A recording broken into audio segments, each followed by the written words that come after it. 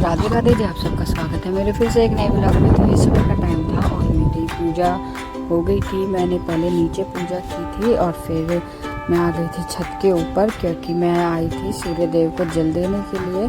और फिर मेरा सारा पूजा पाठ का काम हो गया था, तो फिर मैं आ गई नीचे किचन में।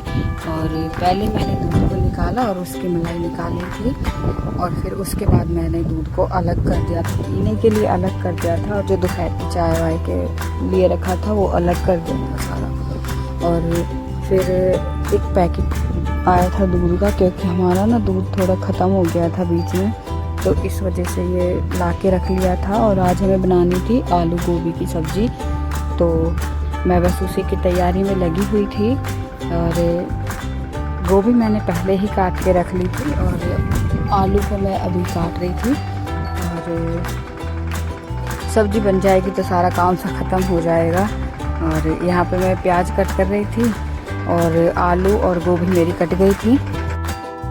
एक टमाटर भी काट लिया था, और ये सब काट के मैंने रख दिए थे। और पहले मैंने गैस पे कुछ के लिए पानी गर्म किया था, और एक साइड मैंने चाय रख दी थी। फिर पानी तो गर्म हो गया था, तो मैं फिर उस पर सब्ज़ी बनाने लगी, और सब्ज़ी बहुत अच्छी बनी थी। बस खाली एक सीटी आई थी, और फिर मैंने उसकी गैस को निकाल दिया था, मतलब ऐसे ही नहीं छोड़ी थी।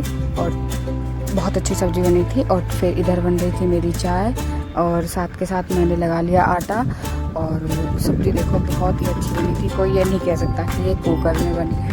फिर मैंने इसको अलग निकाल के रख दिया, और बर्तन रख दिए सिंक में, और फिर साथ के साथ में लग गई चाय ढालने के लिए, ठाकुर जी के लिए और अपने हम तीनों के लिए।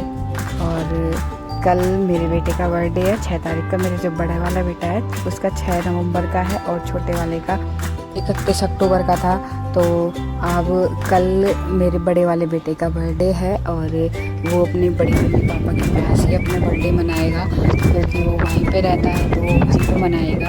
और फिर मैं लग गई थी बस अपना यही काम करने में, और मेरा पीने का पानी भी भर गया था, और बर्तन भी साफ हो गई थी। तो फिर मैं लग गई साथ के साथ रोटी सेकने में। और यहाँ पे बस मैं इन दोनों के लिए रोटी बनाऊँगी अभी, अपने और ठाकुर जी के लिए मैं बाद में बना लूँगी। अभी तो बस मैंने इन दोनों के लिए, और एक रोटी मैंने कुत्ते के लिए बनाई थी, क्योंकि गाय बहुत कम आती है इधर की साइड में, और इस वजह से तो कुत्ते के ही डाल देते हैं।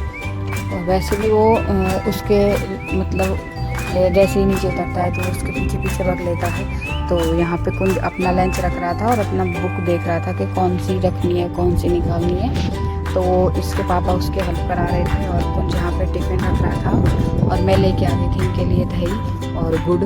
तो कुंज पहले अपना लंच रखा, फिर अपने पापा का रखने लगा। तो मस्ती में आ रहा था उनका, कभी लंच रख रहा था कभी निकाल रहा था।